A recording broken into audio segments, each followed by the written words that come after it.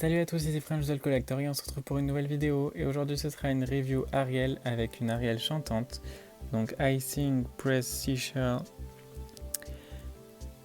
See Ariel's Tail Flutter. Donc appuie sur le coquillage de... non, appuie sur le coquillage, regarde Ariel, j'arrive pas à bien lire, qui bat sa nageoire. Voilà. C'est vrai qu'avec cette luminosité j'ai un peu du mal.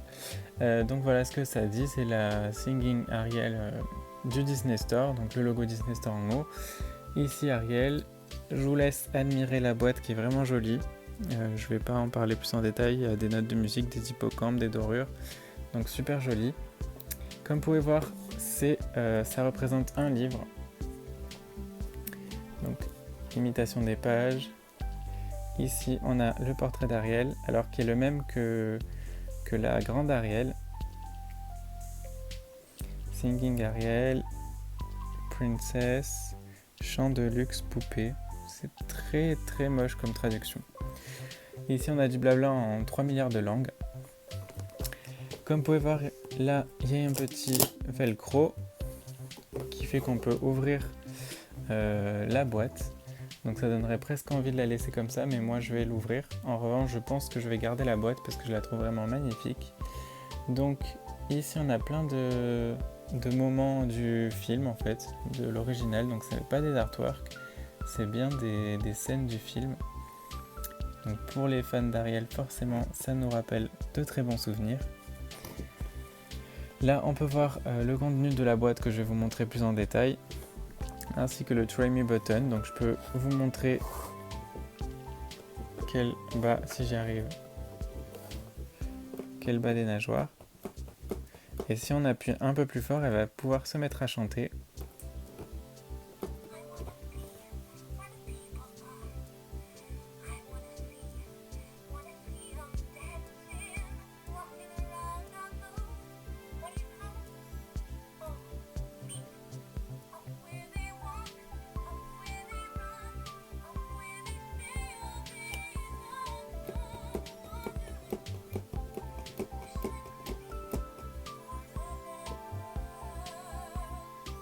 Voilà, donc a priori c'est la version longue, il n'y a pas de Try Me sur cette poupée. En tout cas je vous le remontrerai pour être sûr quand je l'aurai sorti de sa boîte.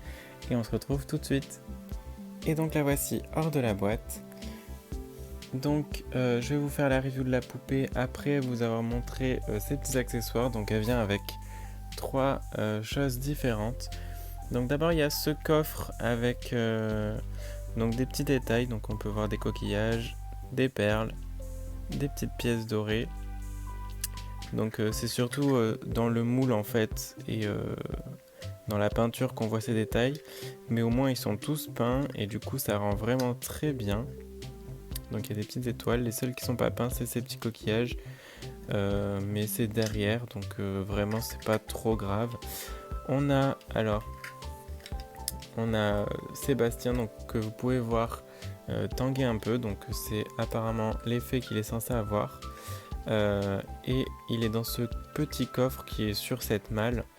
Donc je sais pas si c'est fait exprès qu'on puisse le refermer ou pas, parce que le coffre se referme, il y a un petit clic et tout, mais j'ai l'impression que ça abîme un peu le Sébastien, c'est pour ça que je le laisse tout le temps ouvert. En tout cas on peut tout à fait le rouvrir, mais il n'y a pas de mécanisme, c'est vraiment juste rouvrir comme ça, et il y a Sébastien qui surgit un peu, voilà.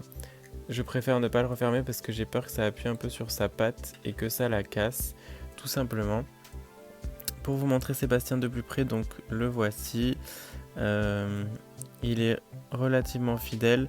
Le seul truc c'est que il est peint dans un seul rouge, alors que normalement il y a des teintes de rouge. Mais de loin, on va dire qu'avec les jeux d'ombre et compagnie, ça fait illusion. Et puis c'est pas pour ça que je l'ai acheté non plus la poupée, donc c'est pas trop grave. Il y a aussi cette pipe, donc évidemment qui sera un clin d'œil aux fans, donc puisque qu'on voit la pipe tout comme cet accessoire ici, donc c'est alors je sais pas si ça existe vraiment les trucs comme ça, donc pour moi c'est un chandelier avec des couverts dessus tout simplement. Je pense que c'est juste Ariel qui les a mis comme ça, puisqu'elle comprend pas trop ce que c'est. Il me semble que ça n'a jamais été fait comme ça dans l'histoire. Et donc on a une cuillère, un couteau, donc qui sont peints en bleu comme le chandelier.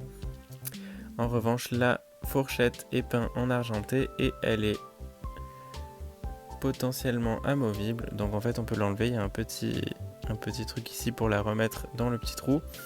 Et donc c'est la fameuse fourchette, la fameuse, c'est une fourchette simple, mais on sait tous pourquoi ils l'ont mise, tout simplement parce que Ariel se coiffe avec. Alors elle peut le faire un petit peu, c'est pas hyper...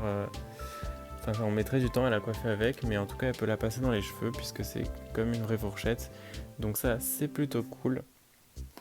Et enfin donc elle vient avec Polochon, donc qui est cette grosse figurine. Donc du coup la taille, il est un peu gros je dirais pour Ariel, mais je préfère quand ils sont un peu plus gros que plus petits parce que ça reste quand même relativement fidèle on va dire. Le truc c'est qu'il est un peu gros quand même puisque notamment avec la Ariel de 43 cm, c'est le même polochon. Donc en fait dans les deux cas, soit il est un petit peu gros pour celle-ci et pour l'autre Ariel il est un petit peu petit. Donc je pense qu'ils ont planché sur un format économique qui soit presque adapté à toutes les tailles. C'est un peu dommage, mais ça me gêne pas trop. Je trouve que quand il est assez nageoire, c'est pas trop choquant. C'est vraiment quand on le met à côté de sa main qu'il commence à faire gros. Du coup, je peux passer à la review de la poupée, donc, puisque c'est les seuls accessoires avec lesquels elle venait. Enfin, je dis les seuls, mais c'est pas péjoratif puisqu'elle vient quand même avec des accessoires plutôt sympas. Donc, elle a la tête du Disney Store, alors qui a priori sera différente à partir de la basique de 2016. Donc, je vais la retirer de son socle même. Donc, puisque la basique de 2016, vous pouvez trouver les photos sur Instagram et sur Internet, n'aura pas tout à fait le même visage, notamment ses sourcils et ses yeux qui ont un peu changé.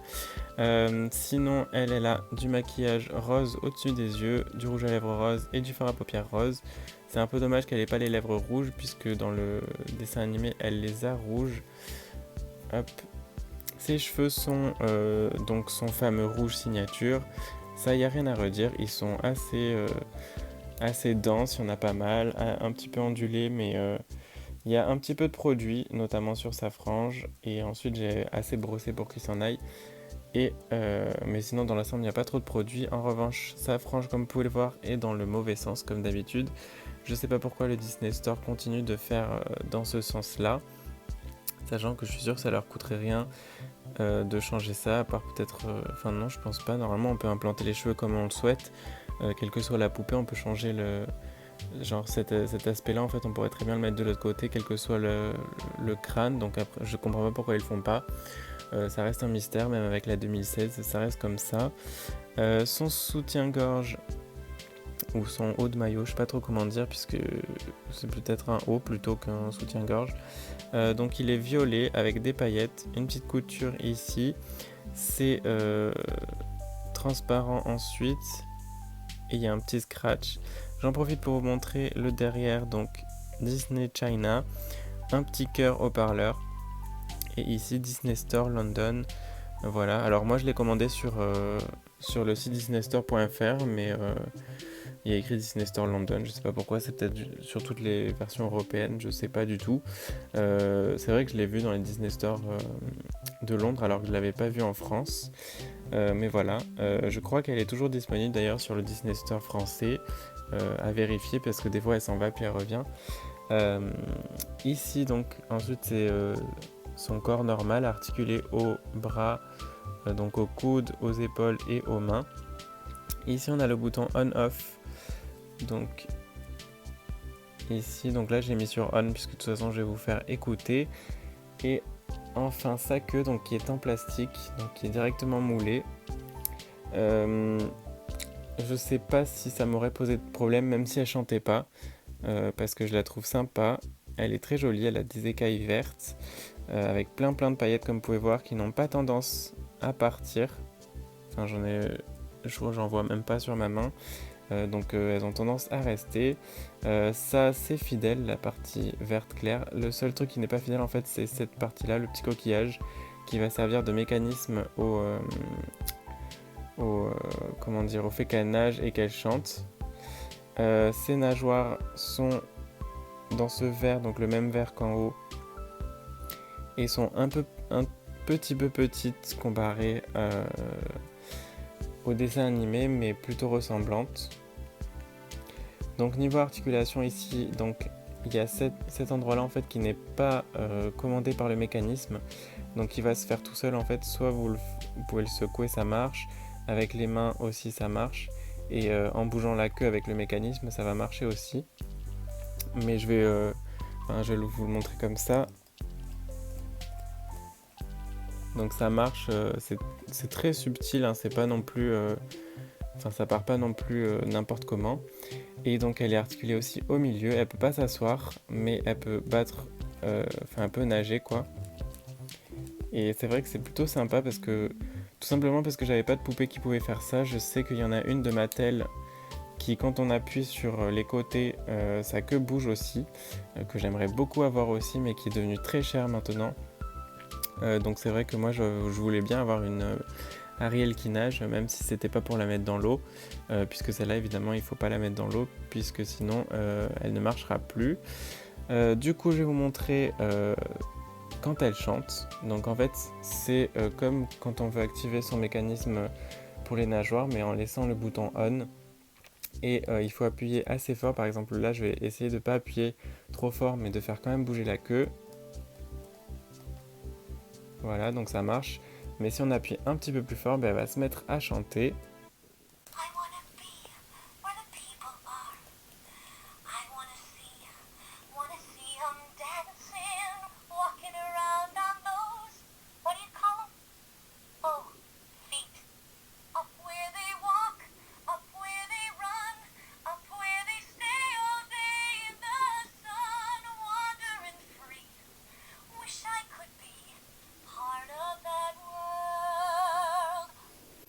Donc voilà, donc elle chante que ça fait à peu près 30 secondes comme d'habitude, et c'est la seule chanson qu'elle a.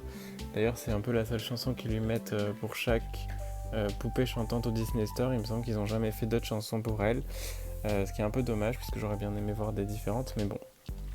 Du coup, ma review est terminée. Dans l'ensemble, j'aime beaucoup cette poupée. Elle est un petit peu chère puisque elle était à 35,90 quand je l'ai commandée. Après, je sais que pendant les soldes, elle était un peu moins chère. Et c'est vrai que ça fait un peu cher. C'est en partie justifié par ses accessoires, mais d'un autre côté, je m'en passerais bien. Par exemple, ça, je m'en fiche un petit peu, même si le Sébastien est sympa.